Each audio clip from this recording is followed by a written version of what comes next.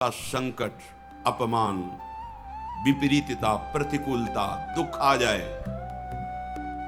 पर जो हमने भगवत प्राप्ति का लक्ष्य लिया है, चाहे वो गृहस्थ हो या विरक्त हो, भगवत प्राप्ति का लक्ष्य लिया है, अब वो नहीं छूट सकता, चाहे कुछ भी हो जाए।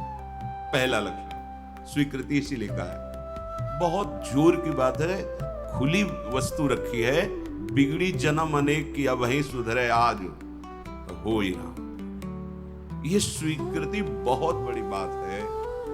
अपने लोग देहाभिमानी हैं तो क्रियाओं पर संतोष करते हैं, क्रियाओं पर विश्वास कर लेते हैं कि मैं ये कर रहा हूं, इसके फलस्वरूप ऐसा मिलेगा। लेकिन उस सब करने का फल होता है होना, और वो सत्संग से प्राप्त हो जाता है एक क्षण में। इसीलिए स्वर्ग सुख, मोक्ष सुख, मर्त्यलोक के सुख की बात क्या, सत्संग के समान नहीं रखा गया।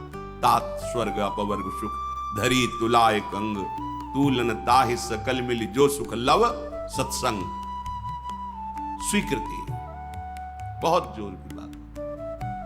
पहला है धृति। धृति माने किसी भी प्रकार का कोई भी अपमान, तिरस्कार, निंदा, परिस्थिति, विपरीतता आपके मार्ग में आवे पर आपकी स्वीकृति पे अंतर नहीं होना चाहिए। इसे धृति कहते हैं। धृति ये बहुत आवश्यक है भगवत मार्ग के पथिक। जो स्वीकृति की हुई है उस पे कोई विक्षेप नहीं पड़ना चाहिए, जो होना सो हो जाए। स्वीकृति नहीं बदलनी चाहिए। बस तुम्हारा ये था माम प्रपद्यन्ते दास तथैव भजाम्यहम्। कोई भी परिस्थिति, कोई भी विपरीतता, कोई भी अपमान हमारी स्वीकृति में अंतर नहीं डाल सकता। मृत्यु स्वीकार करना अच्छा है, पर स्वीकृति पे अंतर नहीं आना चाहिए। वही स्वीकृति भगवत प्राप्ति करा देगी। गोस्वामी जी बाद में सब बातें कह रहे, पहले कह रहे बिगड़ी जन्म अनेक की अब वहीं सुधरे आज। हमारी धृति इतनी कमजोर है कि प्रतिकूलता के आभास मात्र में हम छोड़ देते हैं। प्रतिकूलता तो है ही नहीं, प्रतिकूलता के आभास, शायद प्रतिकूलता आ जाए, इससे हम भाग पड़ते हैं। ये कायरों का मार्ग नहीं है भगवत प्राप्ति। अज्ञान को छोड़िए। क्या तुम प्रभु को छोड़ दोगे तो दुखों से बच जाओगे क्या? जो कुछ लिखा लिलाट दुख सुख देह संग, भुगते गो जहां जाएगो या सिद्धांत अभंग। या सिद्धांत अभंग तजत क्यों धीरज प्राणी, यही धृति। तजत क्यों धीरज प्राणी, वृंदावन परिहरे प्रिया प्रीतम रजधानी। स्वामिनी जी के महल को, स्वामिनी जी के चरण आश्रय को छोड़कर तुच्छ विषयों की तरफ कदम बढ़ा देना, स्वीकृति आपकी बहुत कमजोर है। बिगड़ जाएगा, ये जन्म बिगड़ जाएगा। पता नहीं किस युग में ये स्वीकृति का अवसर मिलेगा कि नहीं मिलेगा। कितना भी संकट आवे, धैर्य नहीं छोड़ना, सब कुछ सहना है, राधा राधा कहना है। नियम बना लो, जीत जाओगे, काल पर भी विजय प्राप्त कर लोगे। विश्वास करो, ये मंत्र मान लो, सब कुछ सहना है। राधा राधा राधा राधा। आपको सराहेंगे, आपको चाहेंगे, आप जो मर्जी आवे सो करो। सराहेंगे आपको, कोसेंगे नहीं, आपको सराहेंगे और आपको ही चाहेंगे। हम आपसे तन मन प्राण सर्वस्व समर्पित करके प्रेम कर रहे हैं। ये प्रेम मार्ग की बात। भगवत प्राप्ति करना है तो पहली बात है ये धृति। ये धैर्य रखो। ये नहीं देखा जाता, धैर्य नहीं दिखाई देता, धैर्य नहीं। जरा सा विचलता हुई, भाग पड़े। कहां भागोगे? जिधर भाग के जा रहे उधर तो विचलता का समुद्र है। यहां तो विचलता तुम्हें अविचल स्थिति प्रदान करने के लिए है। यहां का भय तुम्हें निर्भय पद प्रदान करने के लिए है। और इस भय को स्वीकार करके भाग रहे हो तो महाभयावह प्रवाह है संसार का, बहते चले जाओगे। अभय होए जो तुम्हें डेराई। धृति, जो धृतिवान है, लौकिक पारलौकिक सारी संपत्तियां उसके चरणों में झुकने लगती है। देख लो, शब्द पर ध्यान दो। जो धृतिवान है, धैर्यवान है, हर कष्ट सहता है, तो आगे जो मार्ग है बोले लौकिक और पारलौकिक सारी संपत्तियां उसके चरण चूमती हैं, क्योंकि वो धैर्यवान है।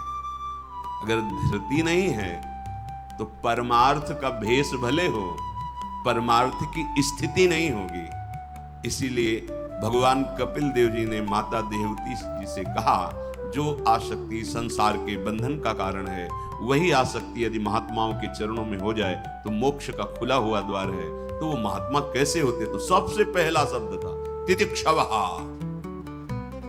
महान सहनशील होते हैं संत जन। तितिक्षवा यहां धृति, ऐसा धैर्य कि कोई भी विचलित ना कर सके। बहुत गंभीरता से, इसीलिए इसमें रुके हुए हैं। बहुत गंभीरता से पहला लक्षण है भगवत प्राप्ति का। जिसके अंदर ये 10 लक्षण आ गए तो भगवान प्रकाशित हो जाते हैं हृदय में, क्योंकि वही परम धर्म का स्वरूप है। भागवत धर्म में चलने वाले या कोई भी धर्म स्वीकार करें तो धृति जरूर आनी चाहिए। अगर धृति नहीं, अब पातिव्रत धर्म, एक पत्नी व्रत धर्म, जो जहां जिस धर्म में, तो उसको धैर्य धारण करना पड़ेगा। बिना धृति के धर्म का पालन नहीं होता। फिर ये तो परम धर्म, महाभागवत धर्म, प्रेम धर्म, इसमें तो कष्टों की परवाह करे तो योद्धा कैसा। अगर अनुकूलता, प्रशंसा, मान और सुख की चाह है तो परमार्थ का पथिक कैसा? अभी भ्रम में है वो। किसकी अनुकूलता? किसकी अनुकूलता? शरीर की। चाहे जितना अनुकूलता देते रहो, नष्ट होगा। इसकी अनुकूलता नहीं। श्री कृष्ण अनुकूल है। श्री कृष्ण की अनुकूलता को देखो कि हमारे शरीर, मन, वाणी, चेष्टा प्रभु के अनुकूल हो। उसके लिए तुम धैर्यवान बनो। चाहे जितनी निंदा हो, अपमान हो, तिरस्कार हो, संकट आवे, विपत्ति आवे, परवाह नहीं। तो हर विपत्ति संपत्ति बन जाएगी। देख लेना, लिखा है कि जो धैर्यवान होकर परमार्थ में चलता है तो लौकिक और पारलौकिक सिद्धियां और सफलता उसके चरणों में आ जाती है। श्री राधा किंकरी नाम लुठति चरण यो, रद्भुता सिद्ध कोटि, करोड़ों प्रकार के वैभव सिद्धियां उसके चरण दास्ता में आ जाती, हाथ जोड़े खड़ी रहती है जब सेवा की आज्ञा हो। दूसरी बात, दूसरा लक्षण है क्षमा। अपने साथ कोई बुराई कर रहा है, भगवत प्राप्ति करनी तो संसारिक आदमी इन बातों को समझ भी नहीं सकता, क्योंकि उसका उद्देश्य अंतःकरण धर्म में अहम ममत्व स्थापित करके भोगों को भोगना और उसी में सुखी होना है। अभी अज्ञान है, वो नहीं समझ रहा। ये परमार्थ के पथिक की बात। क्षमा, ये इसलिए बोला, वो सामने वाला हमको ऐसा बोलता है, हम चुप रहेंगे। कैसे चुप रह सकते हैं? सामने वाला कौन है? अगर तुम संसारी हो तो संसार है, और परमार्थिक हो तो तुम्हारा आराध्य देव है। तुम्हारी वही तत्व दृष्टि होनी चाहिए जिसकी प्राप्ति के लिए निकले हो। कब करोगे? किस जन्म में करोगे? अभी इसी क्षण से अभ्यास शुरू करो। क्षमा, अपने साथ बुराई करने वाले को दंड देने या दिलाने की पूरी शक्ति होने पर भी, दंड देने या दिलाने की आज्ञा करते ही विध्वंस मच जाएगा, ऐसा होने पर भी ना तो शरीर से दंड दे, ना वचन से दंड दे, ना किसी से प्रेरित करके दंड। हम तो नहीं करेंगे, पर तुम देखो, तुम हमारे शिष्य हो, हम तो सह गए, तुम्हें नहीं सहना चाहिए, जाओ। तो बात एक ही हो गई, बात एक ही हो गई। आप उसको दंड देना चाहते हैं तो आपके अंदर क्षमा बल नहीं है। करत जे अनशहन निंदक तिनहु पे अनुग्रह। ना इस लोक में तुम्हें दंड मिलेगा और ना परलोक में दंड मिलेगा। मेरे अपमान, मेरे निरादर, मेरी निंदा, मेरे तिरस्कार का तुम्हें कहीं दंड ना मिले। तुम्हारी बुद्धि शुद्ध हो, स्वस्थ रहो और भगवान प्रसन्न हो। ये है परमार्थ के पथिक का हृदय। विचार करो, जो अनशहन करके निंदा कर रहा है, अपमान कर रहा है, तिरस्कार कर रहा है, उसके लिए ठाकुर हरिदास जी के कोड़े पे कोड़े वो बरसा रहे निर्दयी और कह रहे हरि बोल कहता है। तब ऐसी पीड़ा में भी मुस्कुरा के कहते हैं भगवान बड़े कृपालु हैं, तुम्हारा मंगल करेंगे, क्योंकि तुमने भी कहा हरि बोल हरि बोल। तो ये 2 अक्षर हरि नाम तुम्हारी जिह्वा पे आया, अब मुझे विश्वास हो गया कि भगवान तुम्हारा मंगल कर दे। ये है महाभागवत की स्थिति। कितना भी अपमान, कितना भी क्लेश या निंदा करे, उसके लिए ना मन से अमंगल भाव हो, ना वचन से हो। देखो, पूरी शक्ति है, पर ऐसे ऐसे महापुरुष हुए हैं कि अगर वो संकल्प कर ले तो क्या ना हो जाए। इतना उनके पास भजन बल है, तप बल है, साधारण आदमी उनका अपमान करके पीट के चला जाता। वो बताते भी नहीं कि किसने पीटा है, कभी नहीं। वो कभी लौट कर भी नहीं देखते किसने ऐसा क्यों किया। क्यों? क्योंकि अगाध बोध संपन्न महात्मा जैसे अपने हाथ से अपनी दांत से अपनी जिह्वा अपने द्वारा कोई चेष्टा जो अपने को पीड़ा पहुंचा दे, किसको दंड देंगे? ऐसे वो आत्मस्वरूप सर्वत्र अनुभव करते हैं। इसलिए राग द्वेष रहित महात्मा के हृदय में ये आता ही नहीं है कि इसको दंड दिया जाए। अपने साथ बुराई करने वाले को दंड देने दिलाने की पूरी शक्ति रहने पर भी उसको दंड देने या दिलाने की भावना मन में भी ना आए और उसके हर अपराध को सहकर यथोचित चेष्टा करे कि उसको सुख पहुंचे, उसे भगवत साक्षात्कार, उसे क्षमा कहते हैं। श्रीपाद प्रबोधानंद गिरि। नीचापमानम शुद्धा। नीच शब्द इसलिए कि आप उससे महान हैं, आप उस पर शासन कर सकते हैं, आप उसको दंड दे सकते हैं, पर उसके द्वारा किए हुए अपमान को सह गए। कैसे? अमृत मान करके। अमृत नीचा अपमान, जब कोई गाली दे, निंदा करे, अपमान करे, तब ये बात आवे भगवान इसका मंगल करे। ये भक्त हृदय होता है। अनुकूलता में तो सबको आशीर्वाद देने के लिए तैयार हो जाएगा। प्रतिकूल परिस्थिति में भगवत भाव युक्त हृदय होकर कोई अमंगल सोच भी उसके लिए न करना, ये होता है।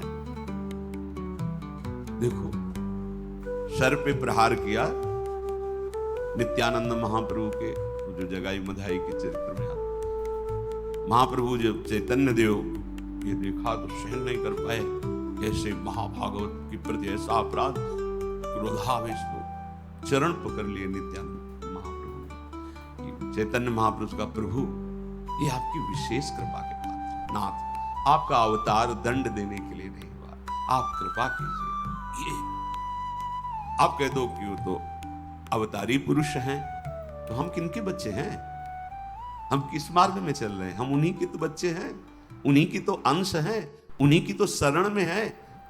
वही नाम जो बोल रहे हैं वही तो हमें दे रहे हैं, कोई दूसरा नाम थोड़ी दे रहे हैं। वही कृष्ण नाम दे रहे हैं, वही राधा नाम दे रहे हैं, जिसमें ऐसी अपार सामर्थ्य है। वो तो स्वयं प्रभु हैं, पर हम कौन हैं? उन्हीं प्रभु के तो अंश हैं, उन्हीं प्रभु के बच्चे हैं, उन्हीं के चरण शरण में हैं, उन्हीं के वचनों के अनुसार चले तो वैसी ही कृपा का अनुभव होने लगेगा। क्षमा, पहला धृति, दूसरा क्षमा, तीसरा है दम। दम कहते हैं इंद्रियों को विषयों से हटाकर प्रभु में लगा। ये भगवत प्राप्ति के लक्षण वाले महापुरुष का भाव है। दम, दमन करना। हमारी इंद्रियां बहिर्मुख होकर भोग भोगना चाहती हैं, इनका स्वभाव बन गया है। दुर्वासना मम सदा परिकर्षयन्ति। विषय इतने प्रबल हो रहे हैं कि इंद्रियों को अधीन कर लिए। इंद्रियां इतनी प्रबल हो रही कि मंथन करने वाली, प्रमथन स्वभाव वाली मन को अधीन कर लिया है। मन इतना प्रमथन स्वभाव वाला बुद्धि को अधीन कर लिया। अब बुद्धि विषय में सुख मान करके सब छूट दिए, तो इंद्रियां मन विषयों में विचरण कर रहे हैं। जो भगवत प्राप्ति करने की लालसा वाला उपासक है, वो दम रूपी सद्गुण से युक्त होता है। दम अर्थात दमन करना, इंद्रियों का दमन करना थोड़ा कठिन है। कामा संजायते क्रोधा, क्रोधा स्मृति विभ्रमा। जब हमारी कामना बन जाती है कि ये मैं भोग भोगूं और उसमें बाधा पड़ती तो क्रोध आ जाता है। बस ये कामना संकल्प न बनने पावे तो बहुत जल्दी निवृत्त हो जाएंगे। संकल्प बनने का समय हम देते हैं। जब कोई भी इंद्रिय का विषय आकर्षित होता है तो मन उसको विस्तार से सुख का, भोगा हुआ सुख या सुना हुआ या दृश्य में आया हुआ भोगने की लालसा, और आप अपने भगवत विस्मरण कर दिए और उसमें तन्मय हुए, संकल्प बना, गड़बड़ हो गया। अब परमार्थ से भ्रष्ट कर देगा। आज नहीं तो कल, क्रिया बने ना बने भ्रष्ट कर देगा। संकल्प ही न बनने पाए। संकल्प बनने की छूट कब देते हैं? जिस समय हम ये भूल जाते हैं कि हमारा लक्ष्य भगवत प्राप्ति है। हम भोगों में सुख बुद्धि करके भगवान से विमुख वृत्ति के द्वारा संकल्प बना लेते हैं धैर्य से। जब हमको ये पता है कि इन भोगों में सुख नहीं, सुख तो सुख सिंधु प्रभु के नाम रूप में है, तो संकल्प कैसे बन गया? भगवत विमुखता के कारण संकल्प, वो क्षण भगवत विमुख हुआ, वो समय भगवत विमुख में जा रहा है, इसलिए आपका संकल्प बन रहा है। अगर नाम जप कर रहे हैं आप और आपका लक्ष्य है कि मुझे प्रभु के चरणारविंद की प्राप्ति करनी है, तो आप इंद्रियों का दमन स्वाभाविक कर लेंगे। बहुत सरलता सहजता से इंद्रियों का दमन हो जाता है।